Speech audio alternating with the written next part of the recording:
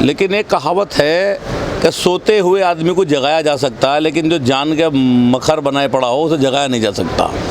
सरकार सो नहीं रही, केवल मखर बना रही है, सोने का एक नाटक कर रही है, किसानों की बात ना सुनने का एक नाटक कर रही है, आवाज़ उसके कानों तक जा रही है। 7 महीने में हमने सरकार के कानों तक आवाज़ पहुंचाने का काम कर दिया है। आपने देखा अभी बंगाल का चुनाव हुआ, सरकार को वहाँ शिकस्त खानी पड़ी, और ये मैं दावे के साथ कह सकता हूँ ये शिकस्त केवल किसान आंदोलन की शिकस्त थी। अभी चुनाव उत्तर प्रदेश के अंदर जिसे गांवों की सरकार कहते हैं, जिला पंचायत का प्रधानी का हुआ, मात्र 20% पे भाजपा सिमट के रह गई, जो पिछली बार 84-85% थी।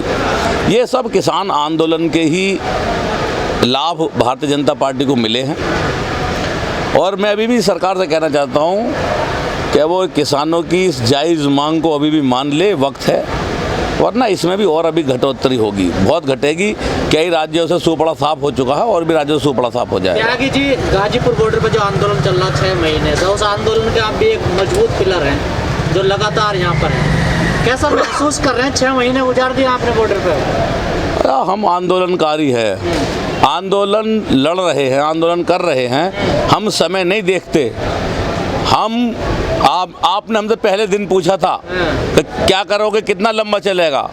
हमने आपको बताया था कि हम 6 महीने का राशन अपनी ट्रैक्टर ट्रॉलियों में लेके आए हैं। हम अपनी इस बात पर खरे उतरे और 6 महीने का राशन हमारे साथ था। अब हम फिर 6 महीने का राशन, और इस बार आपने देखा होगा कि पूरे कई वर्षों के साजो सम्मान के साथ हम यहाँ बैठे हैं। आप देख रहे हैं, अब हमारे ट्रैक्टर ट्रॉलियों का स्वरूप बदल गया। ये चलते फिरते हमारा मकान बन गए, घर बन गए। अब आप जिस ट्रॉले में बैठे हैं ये 30-32 फुट लंबा है और 10 फुट चौड़ा है। इसमें लेटरीन है, बाथरूम है, डबल बेड है, सोफ़ा सेट है, मीटिंग हॉल है, इसके अंदर रसोई है, सारी चीज़ इसके अंदर है। आपने देखा था हमारी तैयारी कितनी लंबी हो सकती है, आप इसी से हमारा अंदाज़ा लगा लें। सरकार भी कान खोल के सुन ले और देख ले किसान की तैयारी, कि ये किसान वो नहीं है जो 2 दिन में भाग जाएगा या 4 दिन में यहाँ से आप लाठी फटकार के उठा दोगे। ये पूरी साजो सम्मान और तैयारी के साथ आया है। ये जो तीनों काले कानून हैं ये आगे चल के हमारे बच्चों के गले का फांस बनेंगे, ये हम जानते हैं। ये कानून हम इसलिए ज़िद पड़े हैं कि ये कानून हिंदुस्तान के किसान को गुलाम बनाने का काम करेंगे, हिंदुस्तान के किसान को लुटवाने का काम करेंगे। जैसा कि आप देख रहे हैं, गेहूं की MSP 1925 रुपये प्रति कुंटल है और गेहूं बाज़ार में 1600 रुपये कुंटल बिक रहा है। उसकी लड़ाई लड़नी पड़ेगी, उसके लिए समय नहीं देखा जाएगा, उसके लिए कोई समय की सीमा निर्धारित नहीं की जाएगी। हम 4 दिन यहाँ बैठेंगे, हमें अगर यहाँ 6 महीने, फिर 6 महीने, फिर 6 महीने, और उसके बाद फिर हम साल, फिर साल और फिर साल पे भी उतरेंगे, क्योंकि हमारे भविष्य का सवाल है। मांगेराम जी, देश की आज़ादी के बाद में ये सबसे बड़ा आंदोलन बन गया है, एक रिकॉर्ड बन गया है। ये आपने सड़क पर देखा होगा, अर्धविक्षिप्त जो लोग होते हैं, मंदबुद्धि जो लोग होते हैं, अर्धविक्षिप्त जो लोग होते हैं, वो लोग भी खाने के लिए जब भूख लगती है तो हाथ बढ़ाते हैं। अब हमारे कहेंगे कि आप कहाँ से हमें ये ज्ञान आ गया, क्या हमारे अंदर ज्ञान नहीं आएगा? 1925 रुपये MSP गेहूं की। नहीं, सरकार तो समझती है ना, नादान है, भोले हैं, बेकार है। सर प्लीज़ अब मेरी एक बार बात सुन लें। 1925 रुपये MSP गेहूं की, 1600 रुपये को गेहूं बिक रहा है, 1600 रुपये गेहूं बिक रहा है। 1975 रुपये की MSP, और वो 1600 रुपये में गेहूं बिक के 1 घंटे में आटा पिस के आ रहा, वो 30 रुपये किलो बिक रहा है, 32 रुपये किलो बिक रहा है। आखिर कहाँ झोल है? तो किसान कब तक ना समझेगा? किसान ने आज तक इस देश को अपना देश माना है, इस देश की भूख मिटाने का काम करा है। लाल बहादुर शास्त्री जब प्रधानमंत्री थे, उन्होंने अपनी झोली फैलाकर किसानों से ये अपील की थी कि हे देश के अन्नदाता, इस देश की भूखमरी को मिटा दे, इसका अन्न का कटोरा भर दे। कसम खाई थी किसानों ने उसी दिन कि देश को हम ऐसे उस पर ले जाएंगे कि किसी दूसरे देश से एक अन्न का दाना मांगने की जरूरत नहीं पड़ेगी। लेकिन मोदी सरकार में अभी कैरिबाई कंट्री से खाद्यान्न की जो है मदद दी गई है मोदी सरकार में। आपने मक्का का हाल देखा, 850 रुपये प्रति कुंटल मक्का हमारे यहाँ किसानों की बिकी। वो इसलिए जो देश की नीति है वो बहुत ख़राब है। जब ऑलरेडी देश के अंदर मक्का इतने भारी तादाद में थी तो दूसरे देश से मंगाने की क्या ज़रूरत थी। जब दूसरे देश से तुमने मक्का मंगा ली और उसकी डिमांड इतनी थी नहीं तो किसान की मक्का यहाँ 850 रुपये, 750 रुपये, 920 रुपये इस तरह से लूटी। अगर किसान की ही मक्का यहाँ रहती, उसका ही डिस्ट्रीब्यूशन सही होता, उसकी खरीद सही होती, देश को ना तो कहीं भीख मांगने की ज़रूरत पड़ती और ना देश के किसान को किसी के सामने हाथ फैलाने की ज़रूरत पड़ती। नीतियों में झोल है। व्यापारियों को लाभ देने के लिए केवल वहाँ से मंगाया गया है। जो बिचौलिए हैं उनके पेट भरने के लिए, उनकी दलाली जो है कायम रखने के लिए दूसरे देशों से मक्का मंगानी पड़ी, जबकि मक्का की कोई ज़रूरत नहीं थी देश के अंदर। मांगेराम जी, लेकिन जो सरसों का तेल है वो 200 रुपये लीटर हो गया है हमारे देश में, जबकि सरसों काफ़ी होती है हमारे देश में। तो इनकी कीमत कौन तय कर रहा है आजकल? सरसों इस बार भी रिकॉर्ड उत्पादन सरसों का हुआ है, लेकिन फिर मैं कहूँगा कि सरकार के कंट्रोल में नहीं है बिचौलिए, सरकार के कंट्रोल में नहीं है भंडारी जो भंडारण करते हैं। वो भंडारी जो है सरकार के कंट्रोल में है नहीं। पूरी सरसों का भंडार किया गया है इस बार, बाजार में है नहीं। जो दलाल टाइप के लोग हैं उन्होंने सरसों की दिखा दी है कि बहुत कमी है, इसलिए सरसों इन्होंने भंडारण कर लिया और सरसों बाजार में लाए नहीं है। वरना किसान की सरसों बहुत है।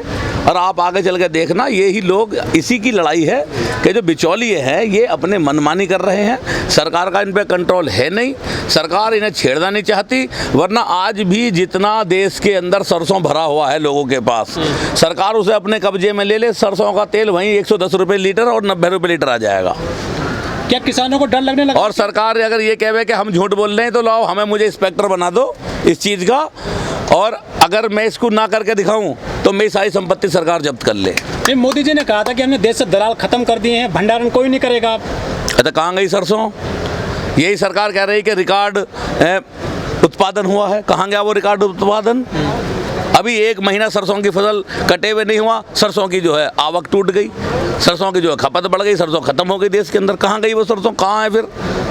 ये सब झूठ बात है, देश को भ्रमित करने वाली बात है। सरकार को वो जो लोग हैं बिचौलिए जिन्होंने ये भर रखा है सरसों, उस पर निगाह दौड़ानी चाहिए, कहाँ है उसे बाहर निकालना चाहिए। जो गरीब मजदूर पिस रहा है उसको राहत पहुंचानी चाहिए। अगर सरकार से बातचीत नहीं बनती है आप लोगों की तो क्या करने वाले हो आगे? इस ट्रॉले को और लंबा कर लेंगे थोड़ा सा। लंबा करने से क्या फायदा है? ऐसा नुकसान है किसी? नहीं, क्या नुकसान है हमारा? हम तो वहाँ भी बेकार हैं भाई। हम अपने खेती कर रहे हैं, नुकसान में जा रहे हैं। खेती ना करेंगे यहाँ लड़ेंगे लड़ाई, नुकसान से तो बचेंगे। आप तो नेता हैं, आपको तो इस बात को सोचना चाहिए। आंदोलन जितना लंबा चलेगा उतना कमजोर होगा। नहीं, तो आप भली बातें जानते हैं। नहीं, आंदोलन जितना चलेगा उतना मजबूत होगा। उतनी सरकार कमज़ोर होगी जितना मजबूत आंदोलन लंबा चलेगा। और आंदोलन छोटा चलता तो सरकार 100% के 100% बंगाल में जीत जाती। स्टार्टिंग के 15 दिन सरकार ने आप लोगों से बात करी, अब जितना लंबा चल रहा आप रिक्वेस्ट कर रहे हो, पत्र लिख रहे हो, बात भी नहीं कर रहे, कोई जवाब नहीं दे रही। अच्छा, जवाब नहीं दे रही? हमने कोई रिक्वेस्ट जो है नहीं करी। संयुक्त मोर्चा ने पत्र लिखने का जो है आग्रह किया है उनसे कि हमसे बात करें। वो भी इसलिए क्योंकि उस जो सरकार में जो लोग बैठे हैं वे अपनी मीडिया के जरिए जनता में आवाज़ पहुंचा रहे हैं कि हम बात करने के लिए तैयार हैं और किसान बात नहीं करनी चाहते। वो तो उसका जवाब दिया गया बस केवल। और मेरा कहना ये है कि अगर हमारा आंदोलन लंबा ना चलता तो ये बंगाल में अपनी तकड़मबाजी में सफल हो जाते। ये सिर्फ लंबे आंदोलन का नतीजा है कि इन्हें वहाँ हारना पड़ा और उत्तर प्रदेश के पंचायत चुनाव में 20% बस सिमट कर रह गए। एक दिन रैली करी आपके नेता ने तो एक ही दिन बहुत है, एक ही दिन बहुत हो गई, एक ही दिन बहुत है। अभी उत्तर प्रदेश आएगा, इसी में भी एक ही दिन करेंगे। आप देखें तो सही, पंजाब का चुनाव होगा उसमें भी एक ही दिन करेंगे, हरियाणा में होगा एक दिन करेंगे, राजस्थान में होगा एक दिन करेंगे, मध्य प्रदेश में होगा एक दिन करेंगे, फिर उसके आप नतीजे देखना। दो राज्यों में एक एक दिन रैली करी है, दोनों में आप नतीजे देखना। मांगेराम जी, आप कह रहे थे कि ये जो कानून है इनको वापस कराएंगे, लेकिन आप तो सरकार वापस कराने की बात करते हैं। ऐसी सरकार लाएंगे जो इन कानूनों को वापस करे। सरकार भेजी भी तो हमने थी, ये वापस भी हम ही कर देंगे। तो कोई नज़र में है ऐसी जी, कोई नज़र में आ गई? हाँ आएगी, कोई ना कोई आएगी, आ जाएगी। 6 महीने बाद चुनाव है, आएगी। अपने जो लोग अपने आप कहेंगे कि हम इन्हें वापस करेंगे, वही हमारी नज़र में आ जाएंगे। आएंगे लोग कहने वाले कि हम इन्हें वापस करेंगे, आएंगे ऐसे लोग भी, वो सरकार वाले भी आएंगे जो कहेंगे हम वापस करेंगे, और अभी तो पहले यही कहेंगे कि हम वापस करेंगे, यही करेंगे वापस। मांगेराम जी, संघ के नेताओं ने और बीजेपी के नेताओं ने, सरकार के बड़े अधिकारियों ने मीटिंग करी है उत्तर प्रदेश में, तो योगी जी को कुछ नसीहत दी है कि आपकी भी कुर्सी जा सकती है। क्या ये किसानों का ही प्रभाव है? बिल्कुल 100% किसानों का प्रभाव है। सरकार को, केंद्र सरकार को नींद नहीं आ रही रात भर, दावे से कह सकता हूँ मैं। ऐसा नहीं है कि हम पुल के नीचे पड़े हैं और हम कष्ट झेले तो सरकार आराम से, उसकी नींद और चैन उड़े हुए हैं।